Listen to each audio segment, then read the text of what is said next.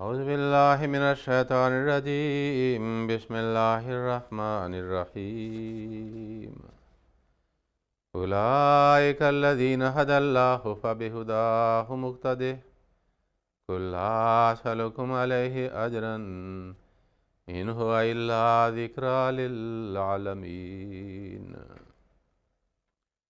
Ce verset que depuis plusieurs dars je suis en train de réciter. Et dans ce dars, il y a un conseil de Dieu pour le saint prophète sallallahu alayhi wa sallam de suivre et cultiver les qualités des prophètes précédents. La traduction de ce verset est la suivante. Voilà ce qu'Allah a guidé sur le droit chemin. Suis donc leur direction. Dis, je ne vous demande aucune récompense. Ce n'est là qu'une admonestation à tous les hommes. Dans ce verset, c'est le verset 91, chapitre 6, Al-An'am. Alors, en suivant la continue de ce verset, je suis en train de présenter les prières des prophètes précédents et nous avons appris les prières mentionnées dans le Saint-Coran, celles de Adam alayhi salam, Nuh alayhi salam, Yunus alayhi salam, Ibrahim alayhi salam, Yaqub alayhi salam et puis Suleiman alayhi salam. Et Talut aussi, qui était un général d'une armée des croyantes, et il avait fait une prière aussi, nous avons appris cette prière. Et puis Hadrat Ibrahim alayhi salam aussi. Maintenant, nous allons commencer avec la prière des prières du Saint-Coran faites par Hadrat Moussa alayhi salam.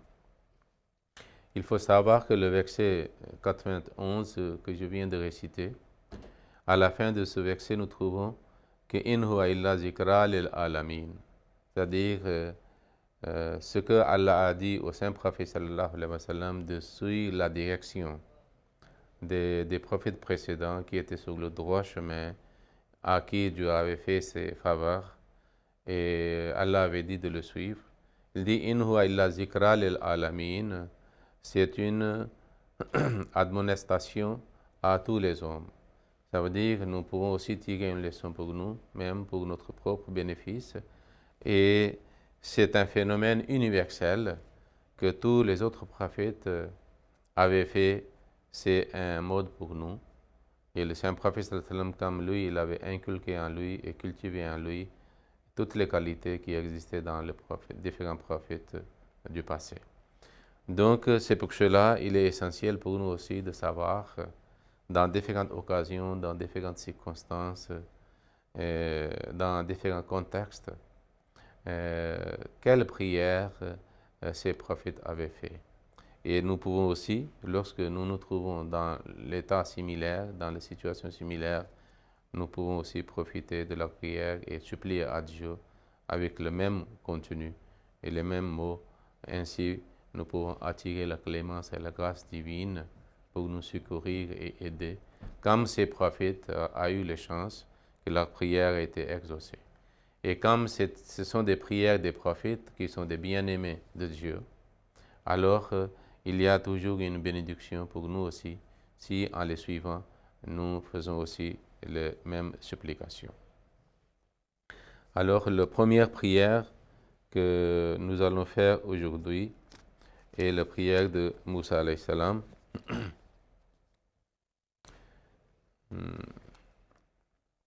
Nous savons très bien que Allah avait envoyé Moussa alayhi salam vers le pharaon et son peuple, et le pharaon se considérait comme Dieu, et son peuple le considère aussi supérieur aux enfants d'Israël, aux Bani Israël. Alors, Moussa alayhi salam a été désigné comme un sauveur pour les Juifs, pour les Israélites. Alors, des fois, il y a une dispute et une querelle entre le peuple de Moïse, qui était israélite, et le peuple de Pharaon. Malgré que les Israélites étaient comme des esclaves depuis des siècles, c'est-à-dire sous l'autorité de Pharaon et de son peuple, il y a une dispute qui est mentionnée entre un Israélien et un de Pharaon, et un Égyptien. Alors, à ce moment-là, il y a une querelle et le Moussa alayhi salam a été appelé par un de son peuple de l'aider. Et Moussa alayhi salam était bien bâti, il était bien musclé, il était très fort physiquement aussi. Et puis il avait aussi une considération, une affection pour son peuple, en voyant qu'ils sont toujours sous pression et détresse. Alors cet événement est mentionné dans le Saint-Coran, dans Surat Al-Qasas, le chapitre 28, où je vais lire la traduction et puis la prière avec le texte arabe.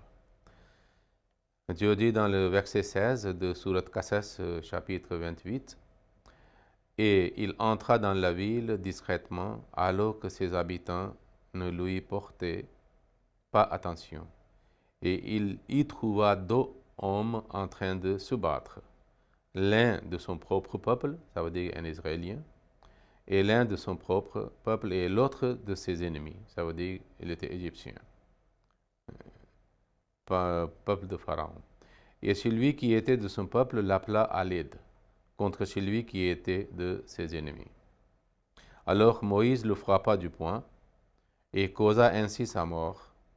Puis Moïse dit, voyez maintenant, même s'il a aidé son peuple, mais Moïse alayhi salam a réalisé ce qu'il a fait, même pour l'amour de son peuple ou contre l'injustice. Ce qu'il a fait, c'était pas, c'est-à-dire une bonne action. Et tout ce vite, il a réalisé sa faute, son défaut. Et qu'est-ce qu'il a dit? Kala haza min amali shaytani, ceci est l'œuvre de Satan. Voilà la prise de conscience et de remords que nous trouvons chez les prophètes. C'est pour cela qu'ils sont bien aimés de Dieu, que lorsqu'ils arrivent à commettre quelque chose, ils pensent qu'il peut déplaire à Dieu, alors ils veulent se réformer et réparer tout de suite. C'est pour cela qu'ils sont, c'est-à-dire, plus innocents que le reste du monde. Kala hada min amali shaytani, ceci est l'œuvre de Satan. Maintenant aussi, nous nous présentons dans la même situation. Des fois, notre frère ou un membre de notre famille ou notre ami, il fait tort à quelqu'un et aveuglément nous soutenons ce qui est proche de nous, malgré que c'est contre la justice, que nous ne pouvons pas aider celui qui est oppresseur.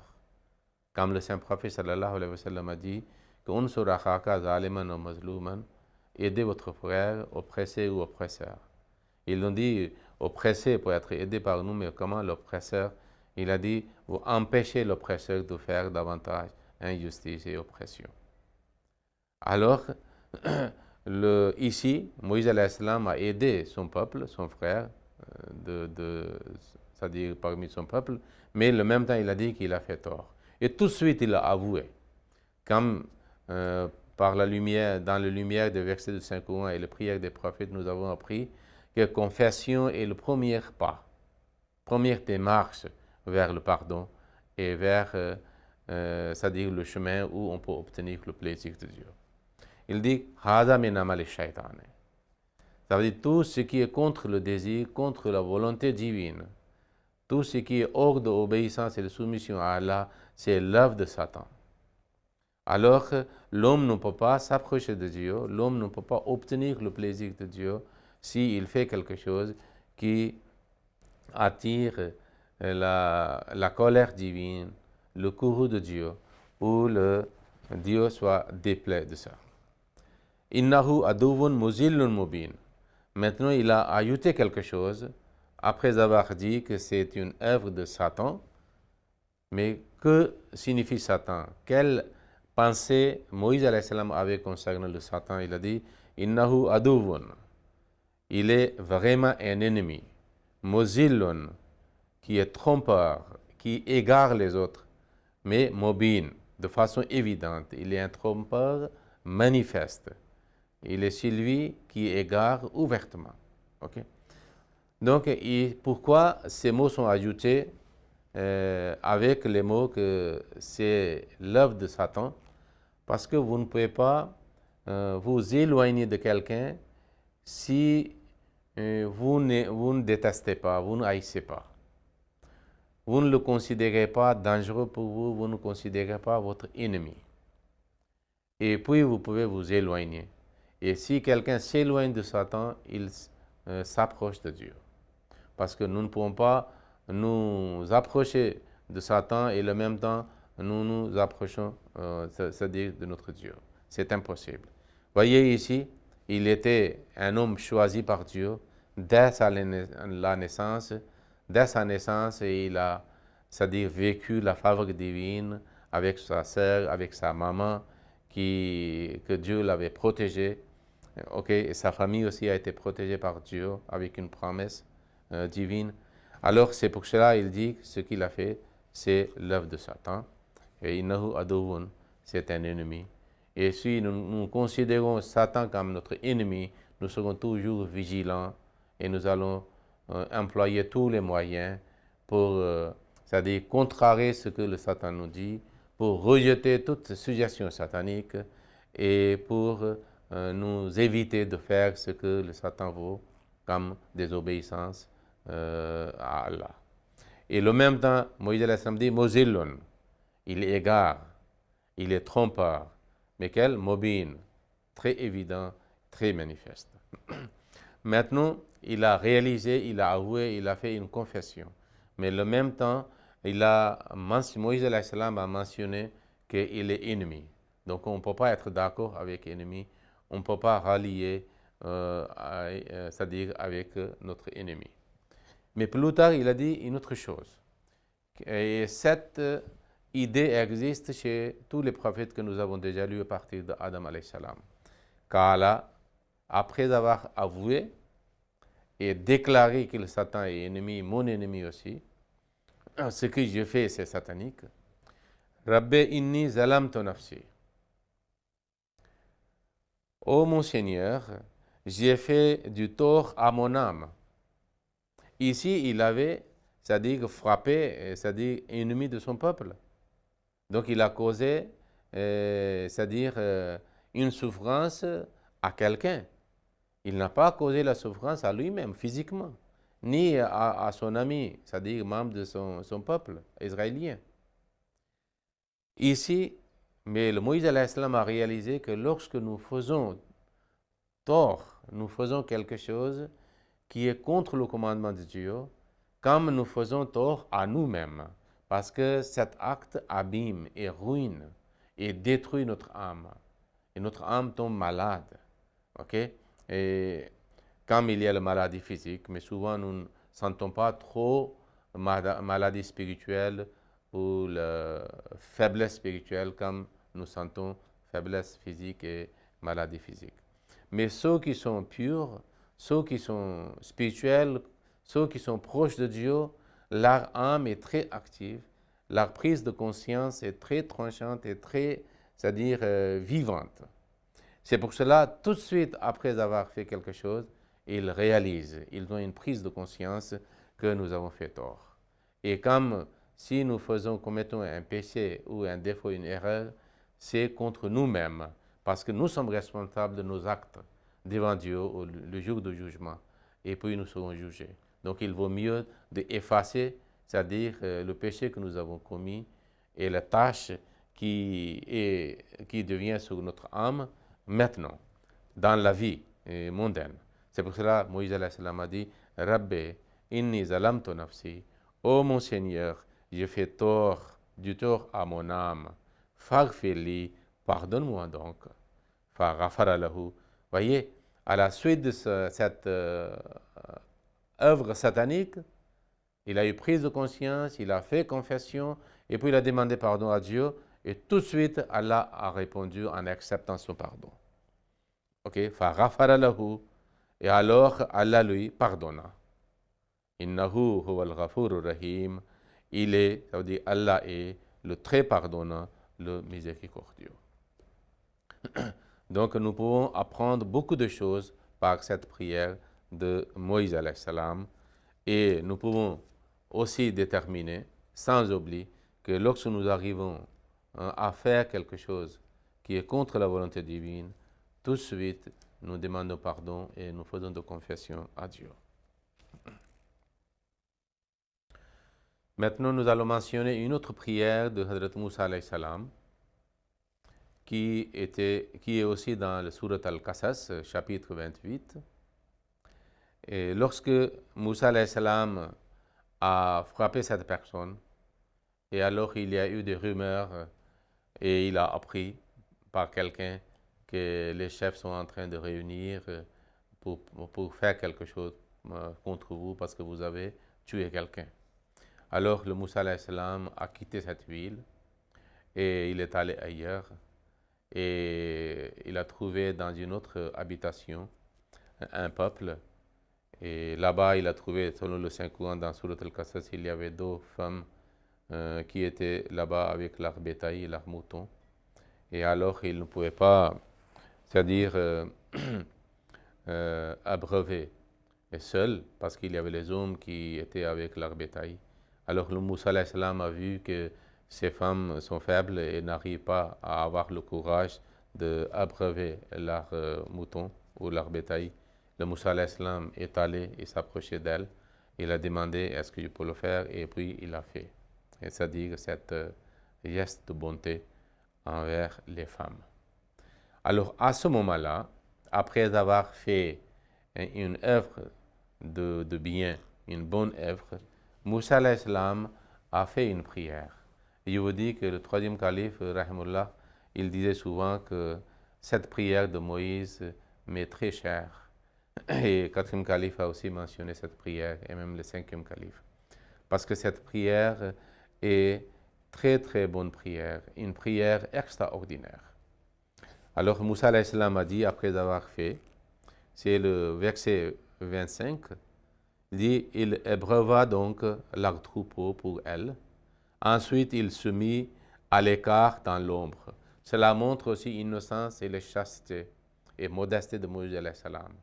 Malgré qu'il avait fait, ces 2 femmes étaient jeunes, mais le Moussa alayhi salam n'a fait aucune attention et alors il est resté à l'écart. Ensuite, il se mit à l'écart dans l'ombre et dit, maintenant c'est la prière. Rabbi inni lima anzalta ilayya min khairin fakir. Ô mon Seigneur, en vérité, je suis un mendiant et j'ai besoin de tout bien que tu voudras bien faire descendre sur moi. Rabbi inni, mon Seigneur, certainement moi, je suis fakirun, un mendiant. Lema anzalta ilayya min khairin, tout bien que vous pouvez faire descendre sur moi. Ça signifie que Moussa alayhi salam dit, moi je fais le bien, ce qui était dans ma possibilité. J'ai quitté, c'est-à-dire ma famille, ma ville, je suis seul. Je suis un étranger ici, je ne connais personne, mais malgré cela, je fais un bien. Et maintenant, il demande que maintenant, je suis mendiant d'un bien de la part de vous. Il y a aussi une leçon pour nous, que si nous voulons avoir la clémence et la grâce divine, alors nous devons faire le bien aux autres, sans leur demander. Ici, ces femmes n'ont pas demandé à Moïse alayhi salam. C'est le Moussa alayhi salam lui-même, il a offert son soutien. C'est ihsan, ok? Bienveillance envers quelqu'un. Et maintenant, alors, Allah aussi fera lorsque nous faisons le bien avec les autres. Comme le Saint Prophète sallallahu alayhi wa sallam a dit qu'Allah est toujours comme un aide pour celui qui reste en service des gens.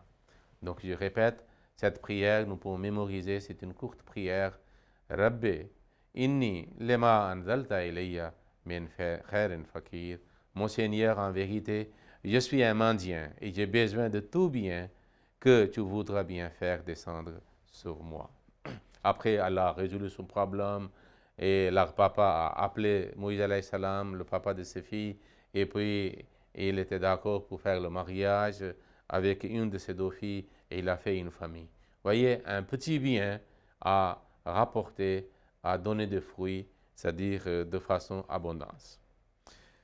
Maintenant, il y a une autre prière de Moussa alayhi salam lorsqu'il est allé il devait aller dans la cour de Pharaon, alors il fait une prière. Nous pouvons aussi faire la prière comme si nous allons pour une chose difficile, un travail difficile. Qu'est-ce qu'il a dit? Kala, Moussa alayhi salam dit, Rabbi shrah li sadri, wa yassir li amri, wahlul uqdatam min lisani, yafqahu qawli.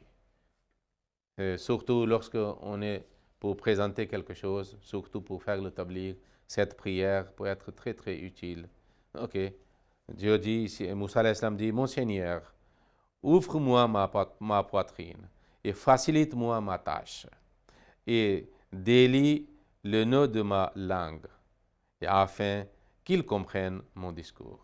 Rabbi shrah li sadri wa yassir li amri wahlul uqdatam min lisani yafqahu qawli. Ceux qui font le tabligh, cette prière est très très bénéfique et utile pour eux.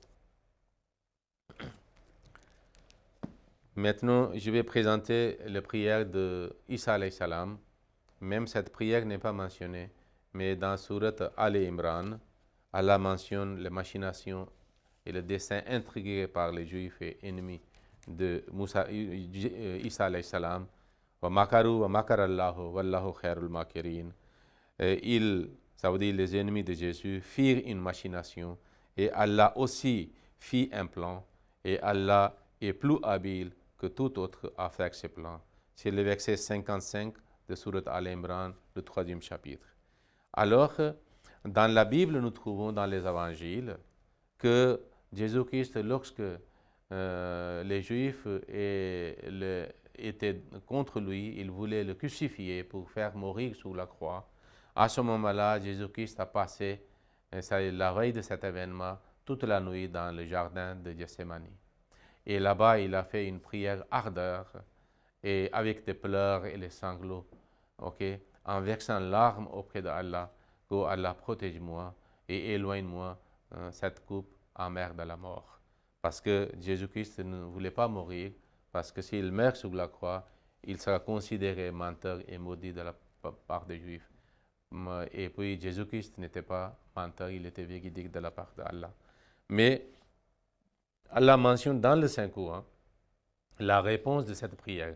Parce que dans les évangiles, Nouveau Testament, dans les Hébreux, c'est mentionné que Dieu qui pouvait le sauver, il avait écouté ses supplications et grâce à cela, Jésus était sauvé. Et c'est aussi mentionné qu'un ange était descendu. Dans le Nouveau Testament, c'est mentionné dans les évangiles. Lorsqu'il priait, un ange était descendu sur lui et puis il était venu pour renforcer, fortifier son cœur. C'est-à-dire que c'était comme une bonne nouvelle et ses prières étaient exaucées. Mais quel message aurait été donné par cet ange en acceptant ses supplications auprès d'Allah? Allah mentionne selon moi dans le Saint-Coran, « Iz qala Allahu ya Isa, inni mutawafika wa rafiuka ilayya wa mutahhiruka min alladhina kafaru. C'est le verset 56 sur le Al-Imran, chapitre 3, que Allah a révélé. Donc, si on lit les évangiles, sa prière hébreu dans laquelle la prière a été exaucée, et les évangiles qui disent qu'un ange était descendu pour fortifier son cœur, et cette parole, cette révélation à Moïse alayhi salam, comme le Coran dit, que lorsque les fidèles font des supplications auprès d'Allah, les anges descendent sur eux pour leur donner et apporter de bonnes nouvelles. Donc c'était une bonne nouvelle après à la suite des supplications ardentes de Jésus-Christ, Allah a révélé. C'est-à-dire pour fortifier son cœur que vous n'allez pas mourir, les Juifs n'auront pas réussi de mettre fin à votre vie sur la croix, et vous ne pouvez pas être maudit, vous êtes béni et vous êtes véridique de la part de Allah. Alors Allah a dit, ô Jésus, je te ferai mourir. Ça veut dire, et accepter votre supplication, les Juifs ne pourront pas te tuer ni mettre fin à ta vie sur la croix, parce que vous allez mourir la mort naturelle, que Dieu donne la mort. Je te lèverai à moi, vous n'allez pas devenir maudit en mourant sur la croix, mais vous serez sauvés et vous allez avoir une élévation auprès de moi. et vous serez purifiés, c'est-à-dire de toute accusation, vous serez lavés de toute accusation faite par les Juifs contre vous, soit vous ou soit votre maman. Et c'est l'islam, c'est le Saint-Coran, c'est le Saint-Prophète qui a prouvé que Jésus n'était pas mort sur la croix, Jésus était proche de Dieu, il était bien-aimé de Dieu, et le Saint-Prophète et le Coran a lavé Jésus-Christ de toute accusation portée par ses ennemis. Alors voilà les prières des prophètes qui sont mentionnées dans le Saint-Coran, et nous avons appris, et nous allons essayer aussi pendant le mois de Ramadan d'utiliser ces prières des prophètes, alors pour que nous soyons pardonnés et nous ayons aussi une place très proche de Dieu, que Allah exauce nos supplications de Ramadan et il nous accorde aussi une place près de lui. Allahumma salli ala Muhammadin wa ala ali Muhammadin wa barik wa sallam innaka hamidun majid.